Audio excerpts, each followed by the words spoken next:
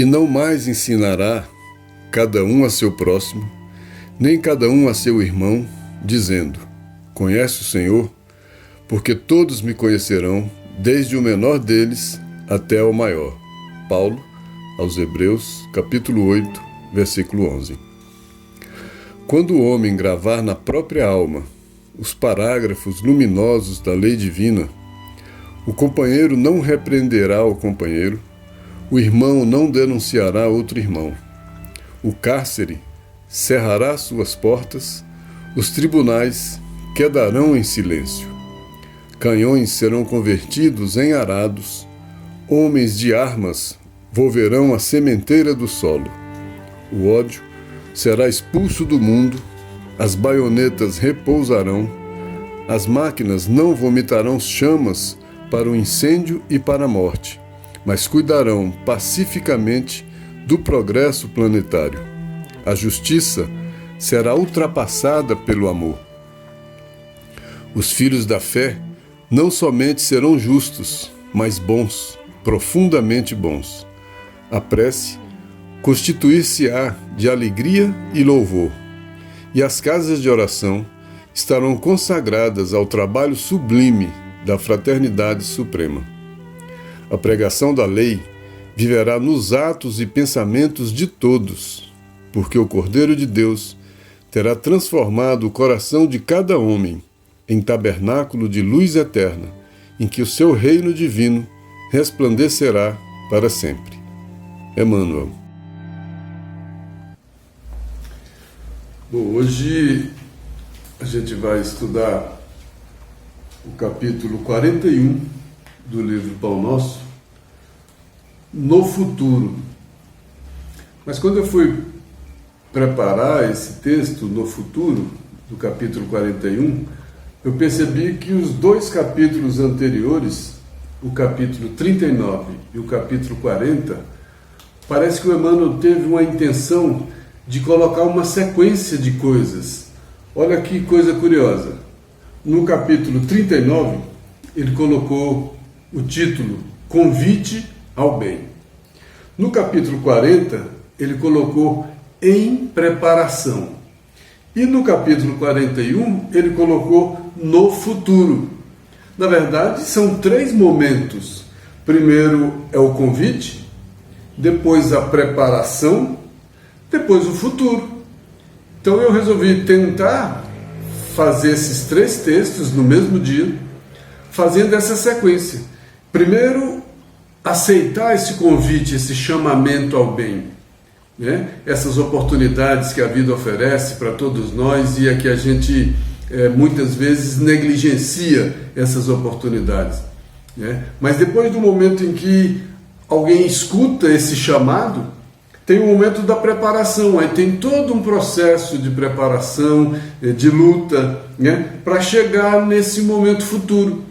E esse momento futuro é exatamente o momento que nós estudamos na semana passada, quando nós falamos as cartas vivas do Cristo.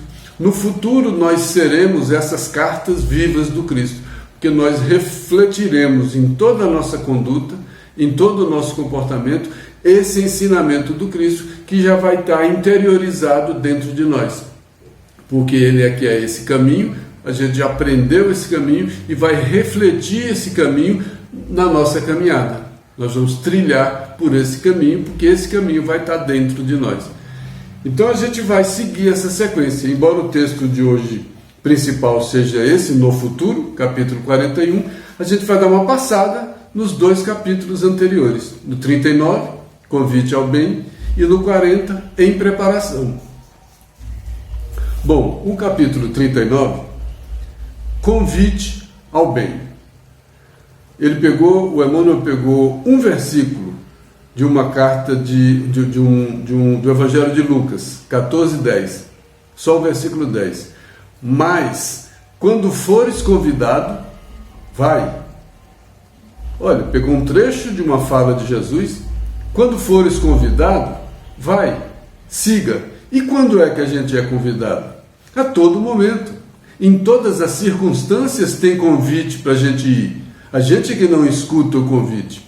E Emmanuel fala disso no texto. Olha como ele fala.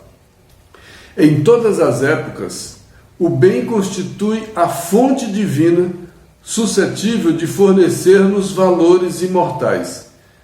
Então, em todas as épocas, tanto a época da humanidade quanto a época de nossa vida. Aqui ele fala muito das épocas da nossa vida, da infância, da juventude, da idade madura. Em todas as épocas da nossa vida, a gente recebe esses valores, né? Esses valores imortais. A gente recebe esse convite, né? Valores imortais por quê? Porque são valores espirituais, porque são valores que permanecem em nós. Então, em todo momento, a gente recebe informações para sermos as cartas do Cristo. E ele diz, o convite sagrado, esse convite ao bem, que o filho pródigo escutou quando ele caiu em si, que o Paulo de Tarso escutou quando ele caiu do cavalo, que alguma pessoa escuta num momento ou em outro, muitas vezes é no momento de dificuldade, porque já teve muita rebeldia, muita renitência, né, em ouvir espontaneamente esse chamado, porque a gente não tem olhos de ouvir, olhos de ver e ouvidos de ouvir, a gente tem dificuldade de perceber esse chamado, e às vezes precisa de uma sacudida maior para a gente perceber esse convite. Mas é convite por que é convite? Mesmo durante a dor é convite, porque tem o livre-arbítrio. Se não fosse o livre-arbítrio, não seria um convite, seria uma convocação. Nós não fomos convocados coercitivamente. Mesmo nos momentos de dor, a gente recebe um convite e podemos negar esses convites. Ele diz, o convite sagrado é repetido anos a fio. Todo o tempo da nossa existência é tempo de convite. A nossa vida é convite diário. O convite sagrado é repetido anos a fio. Vem por intermédio dos amorosos pais humanos. Olha, começa pelos pais o convite do amor. Vem por intermédio dos amorosos pais humanos, dos mentores escolares, um pouquinho mais velho, da leitura salutar, olha, vai levando no tempo. Do sentimento religioso que brota em algum tempo na vida, é um sentimento, é uma religiosidade, não necessariamente um exercício de uma religião. Aqui é um sentimento religioso, é aquele que brota, por isso é escutar o chamado.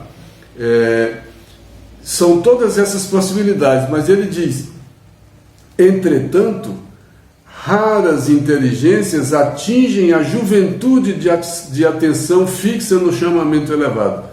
Apesar de tudo, na infância desses pais amorosos da escola, e apesar de tudo, as inteligências atingem a juventude. Na juventude a gente tem aquela explosão de hormônios, a gente tem aquela explosão de vontade, de afirmação, de fazermos aquilo que tem dentro de nós, né? Cada um é vencido de maneira muito forte pelos seus instintos, pela sua natureza, e aquilo acaba vencendo a gente. E na juventude tem a rebeldia, tem aquela vontade, né, de fazer só aquilo que a gente quer, aquilo que a gente gosta. E é difícil ouvir esse convite nessa época.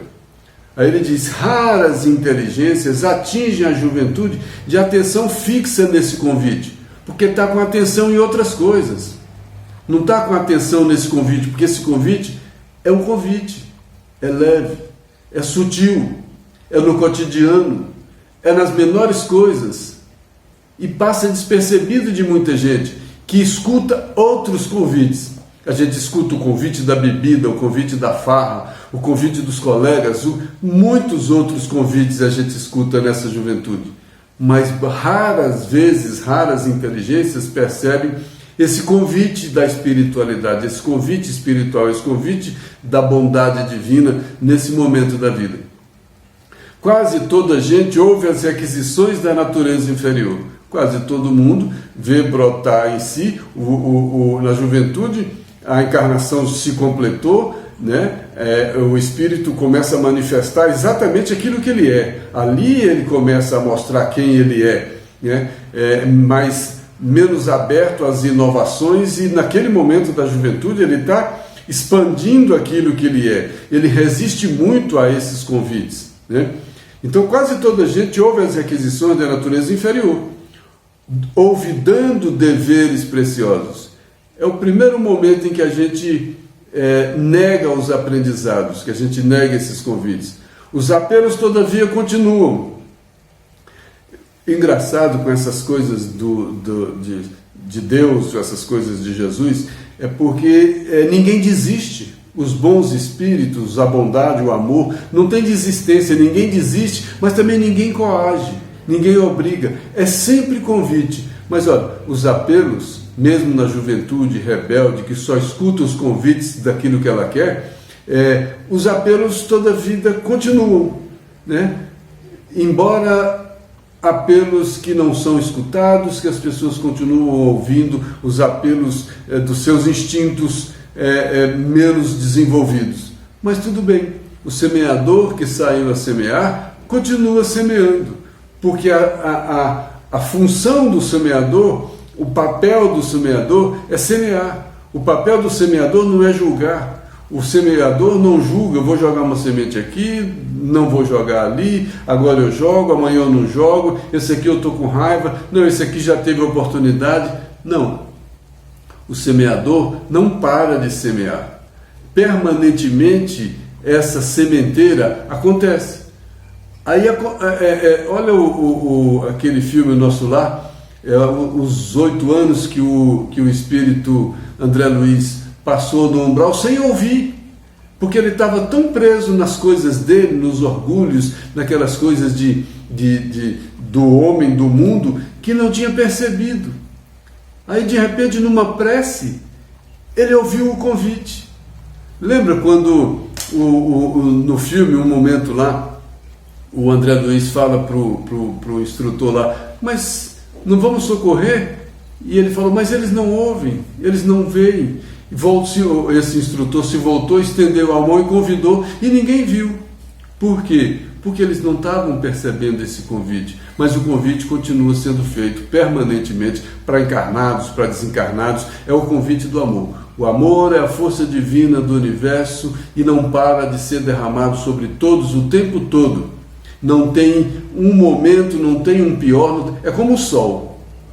O sol é o sol e brilha e derrama sua força, seu calor, sua energia sobre todos os lugares, sem discriminação, sem escolha. Esse é o convite amoroso, esse é o convite ao bem, esse é esse convite que todos recebem desde que nascem, considerando o nascimento, claro, porque em todas as encarnações recebemos esses convites. E o Emmanuel continua, ele falou primeiro da infância, que raros, né, que na infância a gente recebe, mas na juventude raros conseguem ouvir esse convite, e diz que a rebeldia continua na idade adulta. Olha o que ele diz: a rebeldia, porém, ainda mesmo em plena madureza do homem, costuma rir inconscientemente. Olha, que a gente já recebeu esse convite sempre, nossos pais, nossos professores, sempre dos livros, etc. Na juventude também a gente não ouviu, e mesmo na idade adulta, na madureza do homem, o homem costuma rir inconscientemente. Olha, quantas vezes a gente ridiculariza esses convites, a gente vira as costas para esse convite, a gente brinca com esse convite, a gente não enxerga esse convite, porque a gente está o quê? A gente está vivendo iludido. Isso é uma ilusão e a gente está vivendo enganos. Desperta, ó tu que dormes, levanta-te dentre os mortos que o Cristo te esclarecerá. Quando a gente está entre esses mortos, vivendo essas coisas dos mortos, entre os mortos, esses mortos do espírito, esses mortos para a vida, que não aceitam esses convites, não escutam esses convites, não atendem a esses convites, né? A gente está ilusão, rindo inconscientemente. É claro, porque conscientemente a gente não ia rir. Rir de inconsciente. Só que, todavia, passando depois em marcha compulsória na direção dos desencantos naturais. Aí a marcha depois é compulsória, porque aí é colheita. Já riu inconscientemente durante quanto tempo? Já plantou, escolheu a semente a ser plantada durante quanto tempo? A semeadura era livre. mas a colheita é compulsória. Aí depois vai começar a colher. Depois de rir tanto tempo inconscientemente, aí a colheita é compulsória, passando, todavia, em marcha compulsória na direção dos desencantos naturais. Aí aquelas coisas, aqueles convites que eu aceitava todos, eu começo a perder a graça. De repente aquilo já não é tão bom, de repente aquela bebida já não é tão saborosa, aqueles 3 dias de festa já me cansam, aquelas noitadas, eu falo essas coisas, mas convite ao bem não quer dizer somente bebida, vício, quer dizer coração, quer dizer sentimento, quer dizer raiva, quer dizer amor, quer dizer, né? Então tem várias formas de exemplificar isso, que não seja somente falar de bebida, de guludice, mas essas também são nossas imperfeições, são convites que nós aceitamos. A gula é o convite que a gente aceita sempre, né? O sexo é um convite que a gente aceita de maneira indiscriminada. Emmanuel diz que no prazer nós somos incontidos. Incontidos por quê? Porque no prazer a gente não se contém. Então o prazer de comer, o prazer de beber, o prazer de jogar, o prazer de se divertir, nesse prazer a gente não se contém, a gente aceita todos os convites, né? Mas depois de tanto aceitar esses convites, vem as consequências desses convites que a gente aceitou. E aí vem os desenganos. E aqueles risos inconscientes que nós demos, a gente começa a perceber que eles têm consequências. Aí vem em marcha compulsória na direção dos desencantos naturais. A gente começa a se desencantar com uma série de coisas que a gente se encantava. A gente só se desencanta com o que a gente já se encantou. E a gente era encantado com uma série de coisas que o tempo, né, à medida que a gente vai colhendo algumas frustrações, algumas dificuldades, algumas consequências dos atos que a gente praticou, a gente vai colhendo esses desencantos. A gente vai se desenganando, né? A gente vai desenganar, é acordar, é sair da ilusão, é sair do engano. Então, essa marcha compulsória na direção dos desenganos, e os desenganos são naturais, porque é da sequência, desenganos naturais que ele impõe mais equilibrados pensamentos. E a gente começa a pensar melhor, que tem causas, tem consequências, né? Que as aflições educam e harmonizam. A gente começa a entender quantas aflições que a gente fugiu delas de maneira desesperada no passado, que a gente pensou que fossem verdadeiras derrotas e que foram vitórias espirituais. Quantas derrotas trouxeram para a gente mais educação, mais equilíbrio, mais harmonia. Por isso é que a dor, muitas vezes, ela mais educa do que castiga. Ela dói, ela faz sofrer, porque ela é consequência, ela é proporcional ao ato que causou essa dor, né? Mas, de qualquer forma, ela não é alguma coisa que surgiu com a intenção de fazer sofrer. A intenção da dor não é fazer sofrer, a intenção da dor é trazer para o normal. Eu comi demais, doeu minha barriga e eu passo a comer menos para não doer de novo. Eu bebi demais, passei mal, passo a beber menos. Então esses sofrimentos, consequências dos convites desnecessários que a minha ilusão fez com que eu aceitasse, na verdade são processos educativos que me trazem de volta ao equilíbrio, à harmonia e me fazem compreender melhor essa grande lei da natureza, de ação, de reação, de causa, de consequência. Mas aí ele está falando por enquanto dos convites, né? De tantos convites que ao longo da nossa vida a gente não admitiu, né? Na infância, na juventude, na idade adulta e etc. Aí ele diz no último parágrafo: no Evangelho de Jesus é um outro convite permanente. O Evangelho de Jesus é um convite permanente. Ali o semeador está semeando. No Evangelho de Jesus, o convite ao bem reveste-se de claridades eternas, porque são para o espírito imortal, de luzes que iluminam esses escuros das nossas tentações. Então, ali no Evangelho, tem convites que iluminam, tem convites que clareiam as nossas decisões. Atendendo, podemos seguir ao encontro de nosso Pai sem hesitações. Atendendo ao convite do Evangelho, podemos seguir ao encontro de nosso Pai. Não é por nada que Jesus falou: eu sou o caminho, a verdade e a vida. Porque atendendo esses convites de seguir esse caminho de Jesus, a gente vai ao encontro do Pai, sem hesitações, porque em Jesus, no caminho de Jesus, não tem hesitações. A hesitação tem em nós, nas nossas fraquezas, nas nossas imperfeições, que nos impedem a ouvir e a seguir e atender a esses convites que recebemos a todo momento, em todas as circunstâncias da vida, em todos os momentos, em todos os lugares, com todas as pessoas, em todas as situações. Aí ele dá um conselho para a gente: se o clarim cristão já te alcançou os ouvidos, se essa música do bem, o clarim cristão, se essa sonoridade, se essa harmonia do bem já alcançou os seus ouvidos, se eu já comecei a ouvir esse convite, aceita-lhe as clarinadas, aceita esse som. Se esse som, se essa harmonia já tocou os seus ouvidos, vá por essa harmonia, né? Aceita-lhe as clarinadas sem vacilar. Não espere pelo aguilhão da necessidade, não espere mais pela dor. Aí eu me lembrei da semana passada, as cartas do Cristo, que foi do texto Caminho, Verdade e Vida, 114. Olha como tem a ver. O mestre fez questão de escrever sua doutrina aos homens, gravando-a no coração dos companheiros sinceros. Seu testamento espiritual constitui-se de ensinos aos discípulos e não foram grafados por ele mesmo. Ele está falando dos convites.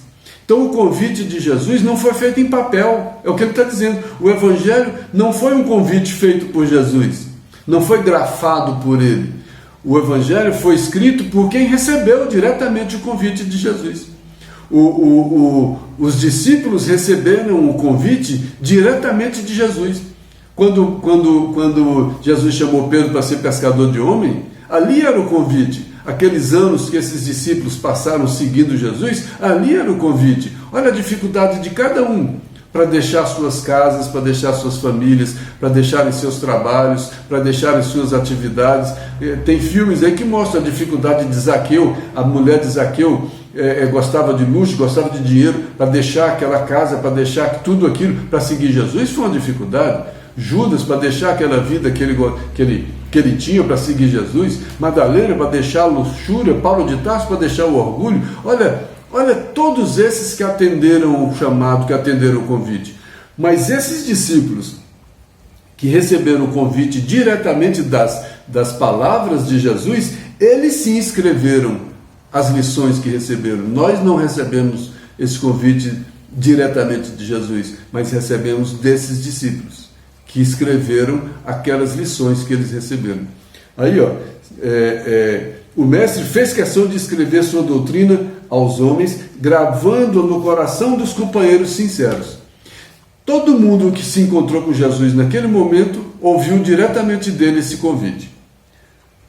Mas ele deixou esse convite em forma de testamento espiritual. Seu testamento espiritual. Então o Evangelho de Jesus é um testamento espiritual. Está contando a história de alguém fazendo convite a todos aqueles que conviveram com ele naquele momento. Então o convite permanece vivo, porque todo mundo que tem alguma situação parecida com todos aqueles que receberam aqueles convites, sinta-se também convidado. Todo mundo que nega como Pedro negou, todo mundo que é orgulhoso, que é prepotente, que gosta de luxúria, que gosta de dinheiro como todos aqueles, sintamos nós convidados.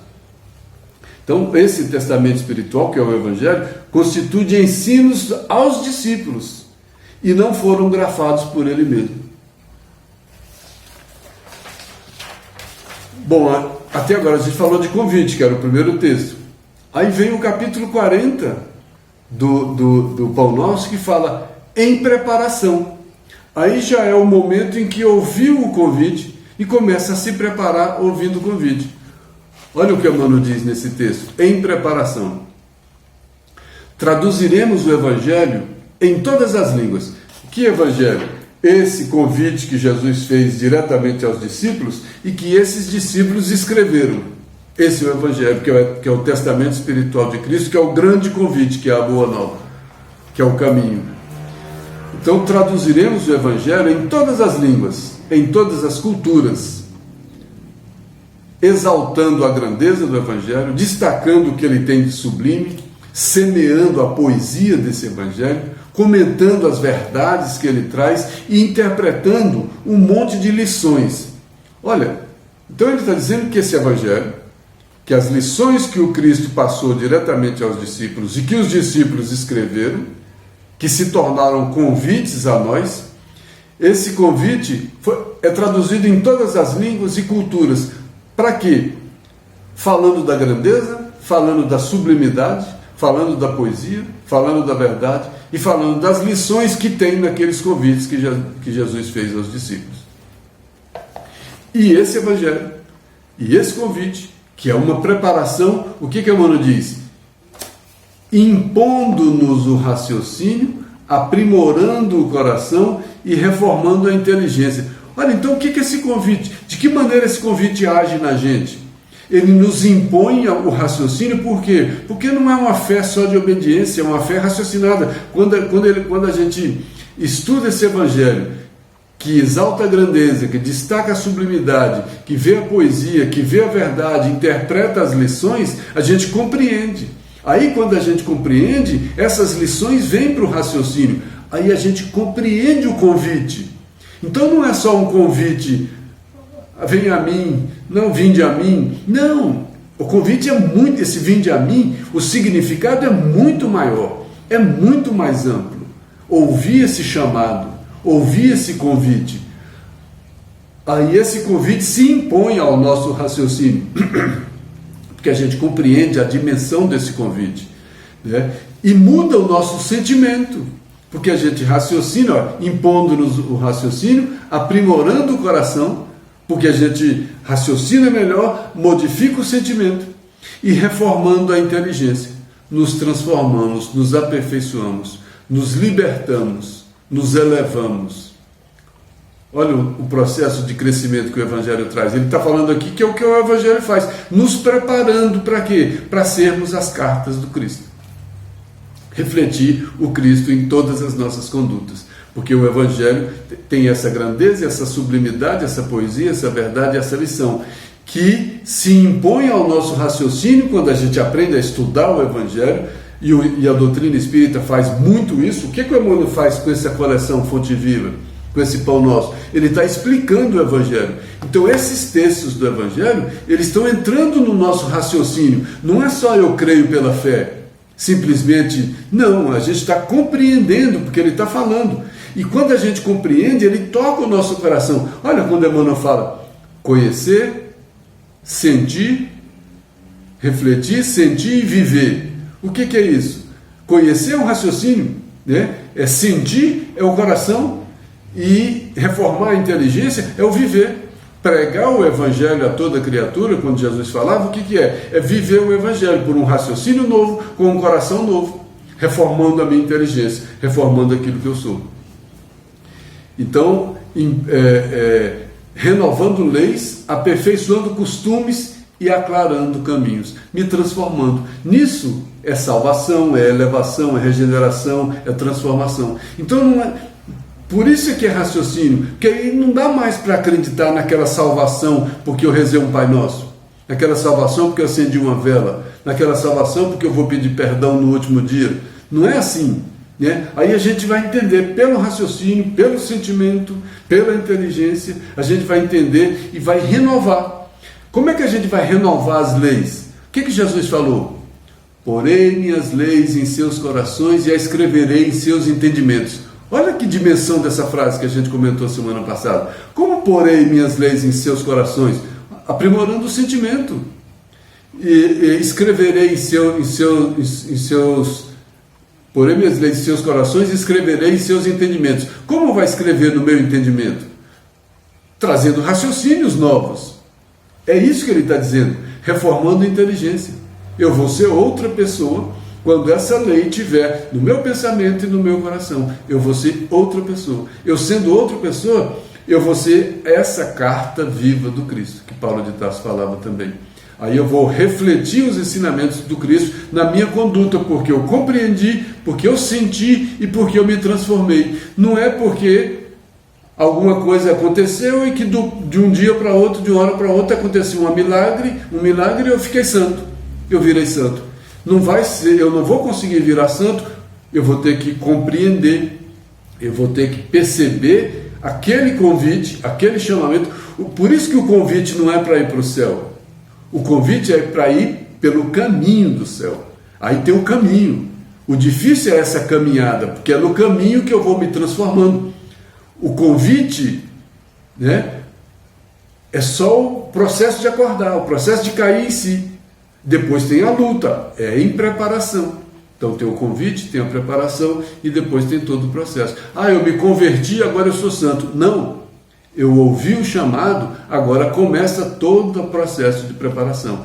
Modificar meu raciocínio, modificar meu coração, transformar minha inteligência. Aí eu vou renovar as leis, aperfeiçoando costumes e aclarando caminhos. Aí meu caminho vai ser mais claro. Qual vai ser o meu caminho mais claro? O caminho que Jesus falou. Sou o caminho da verdade e da vida. E o meu caminho era o caminho da minha ilusão. Não era o caminho de Jesus. Mas virá um momento, voltando para o texto de hoje, em preparação, depois do convite. Mas virá um momento em que a boa nova deve ser impressa em nós mesmos. Jesus, naquele período que ele ficou com os discípulos, ele estava imprimindo a boa nova nos discípulos. E no momento da crucificação, Pedro ainda não estava com os ensinamentos todos impressos nele, porque ele ainda negou. O Pentecostes foi o momento em que muita coisa desse ensinamento se finalizou. Mas virá um momento em que a boa nova deve ser impressa em nós mesmos. Para ela estar impressa em mim, eu vou ser um papel, vou ser uma carta viva. Mas como é que eu posso ser uma carta viva? Se essa lei estiver no meu pensamento e no meu coração, ela vai estar impressa em mim.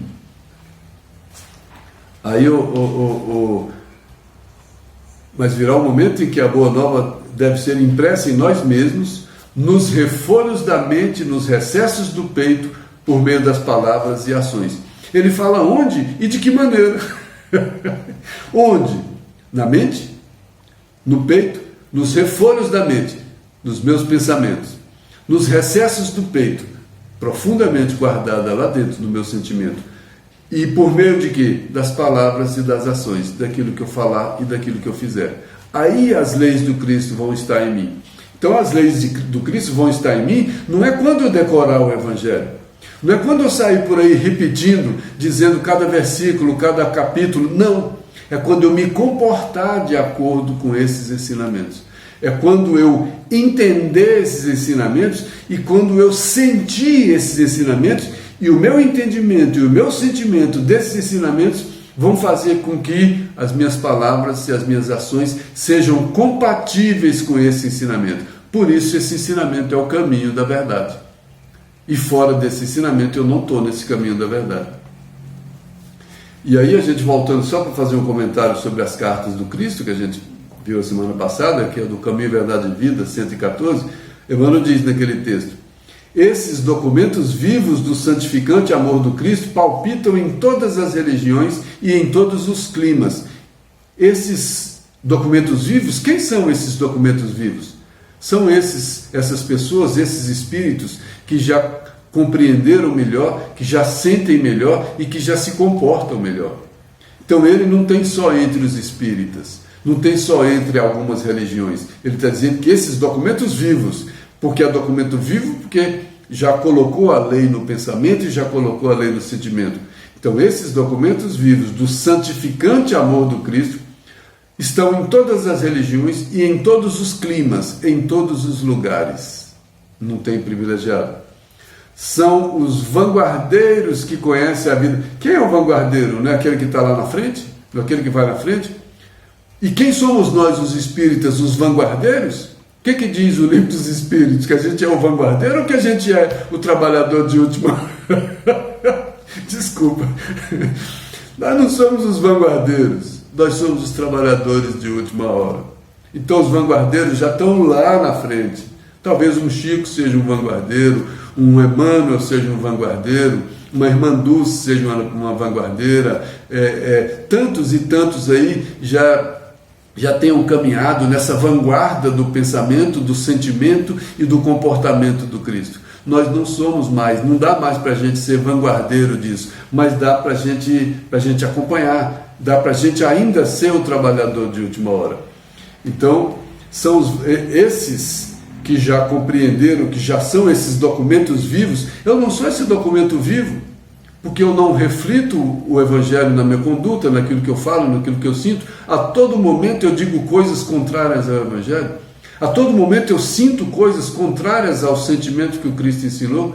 Então, isso não está impregnado em mim. Isso não está no meu pensamento, isso não está no meu sentimento, isso não está na minha conduta. Então eu não sou esse vanguardeiro, mas eles existem em todas as religiões, em todos os climas, em todos os lugares. Porque eles são e foram esses vanguardeiros que conheceram e conhecem a vida superior. Por que conhecem a vida superior? Porque já trilharam mais esse caminho. Por que Jesus falou que ninguém vem ao Pai senão por Ele? Porque Ele já trilhou esse caminho da comunhão com o Pai. Ele conhece essa estrada, por isso Ele disse que eu sou o caminho, a verdade e a vida, porque eu vim falar nesse caminho, mostrar esse caminho. São os vanguardeiros que conhecem a vida superior, experimentam. Olha, ele conhece porque já viu falar, porque compreendeu, porque conheceu. Experimentar é sentir. Experimentam o sublime contato com o Mestre e transformam-se. Então esses vanguardeiros já conhecem, já experimentam e já fazem, diferente de nós, que muitas vezes a gente até conhece porque ouviu falar, mas a gente ainda não experimentou e a gente muito menos ainda faz. Tanto que Jesus falou, por que me chama Senhor, Senhor e não faz o que eu digo? É isso que ele estava dizendo. Por que você fica Senhor, Senhor, falando de Deus, falando de mim, falando de não sei o que a todo momento e não faz aquilo que eu falei? Então você não conheceu ainda o que eu falei. Então você não sentiu ainda o que eu falei, porque você não colocou essa minha lei no seu pensamento, nem no seu sentimento e nem nas suas ações.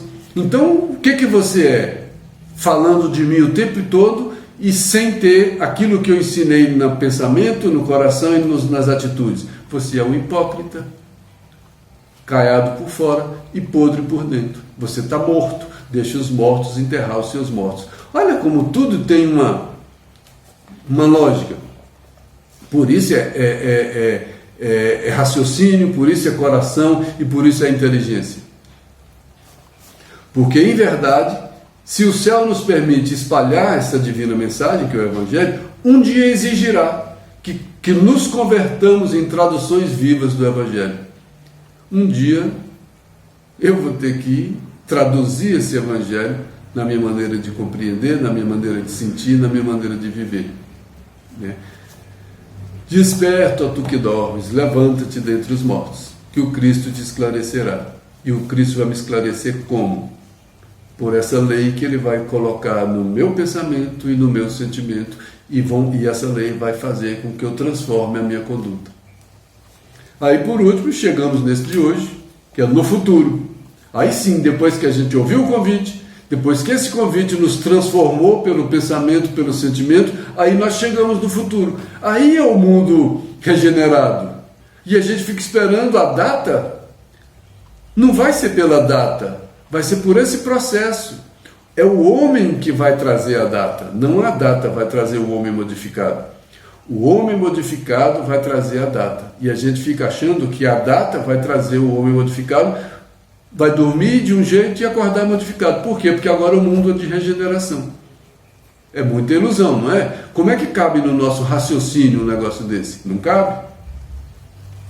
Então, no futuro, que é o texto 41, quando o homem gravar na própria alma os parágrafos luminosos da divina lei, então gravar na própria alma é viver isso, é conhecer isso, é sentir isso e viver isso. É diferente. Então a gente sabe que tem poucos daqueles vanguardeiros do Cristo. É verdade que a maioria são os trabalhadores de última hora mesmo, que estão trabalhando, tentando ainda, nessas últimas oportunidades, ouvirem esse convite. E quem é trabalhador da última hora que não está conseguindo ainda nem ouvir o convite?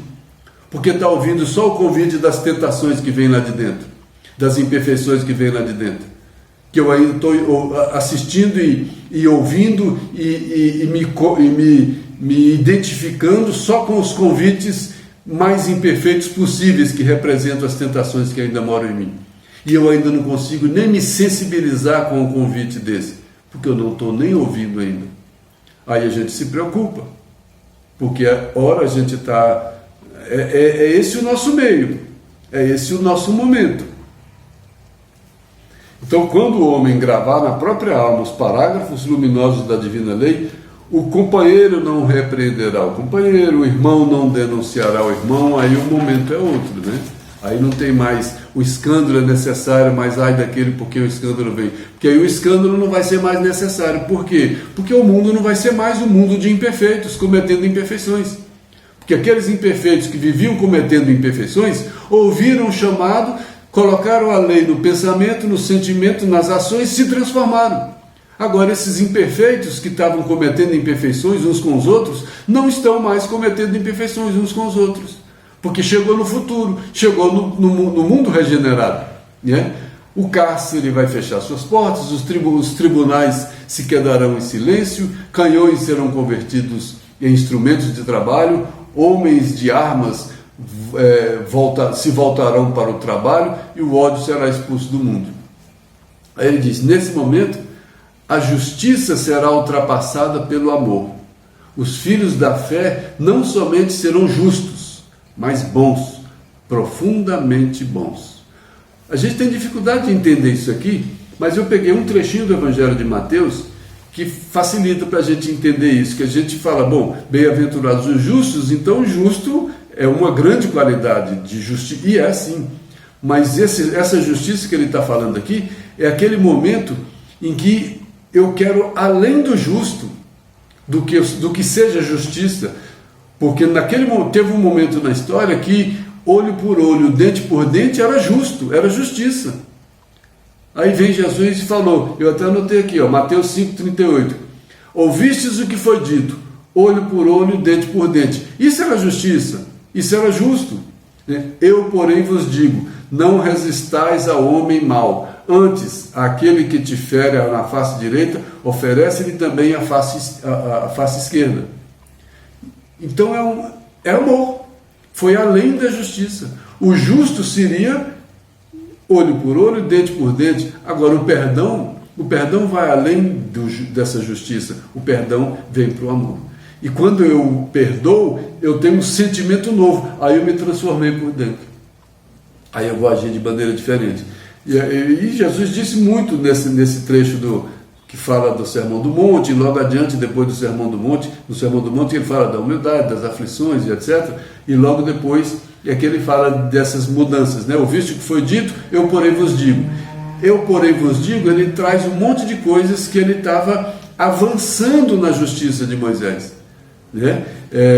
Olho por olho, dente por dente, eu falo do perdão. Eu falo da compreensão, eu falo da outra face. A outra face, o que é? O olho por olho é a mesma face. A face do ódio, eu dou a resposta do ódio.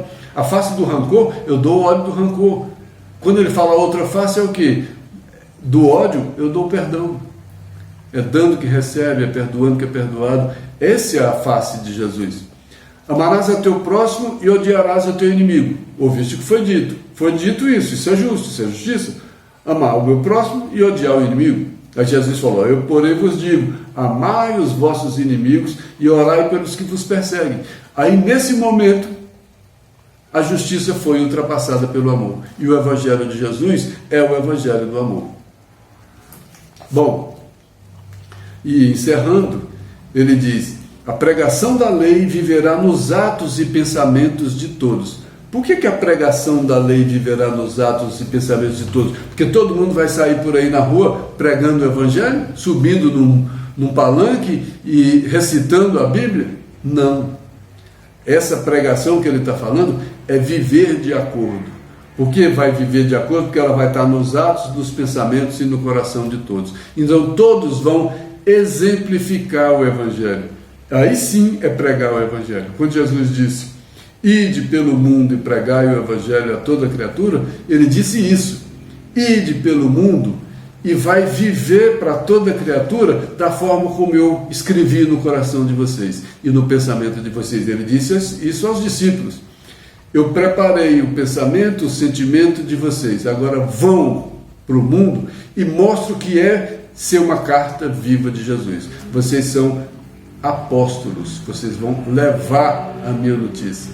Vocês são meus representantes, então vivam de acordo com aquilo que eu ensinei. Vocês são cartas vivas e façam de todos, que todos também, da mesma forma como nós nos relacionamos, se relacionem com os outros, para que todos possam também serem cartas vivas do Cristo.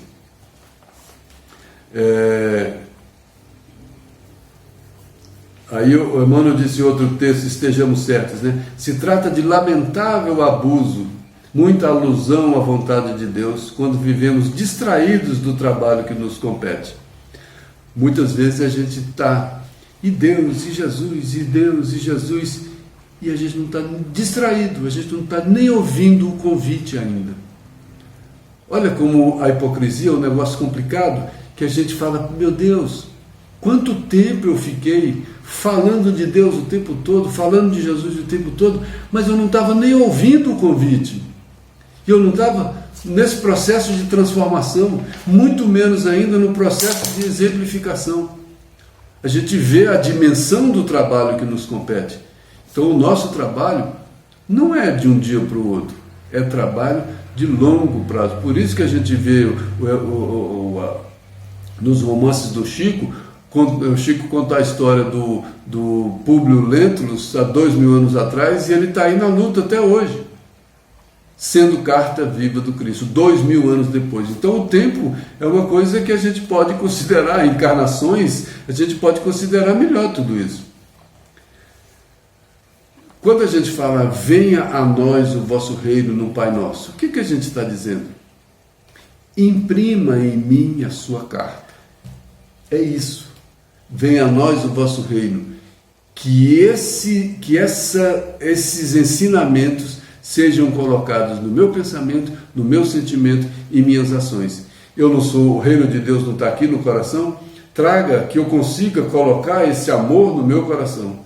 Aí sim eu vou ser carta viva de Deus, aí sim venha a nós o vosso reino.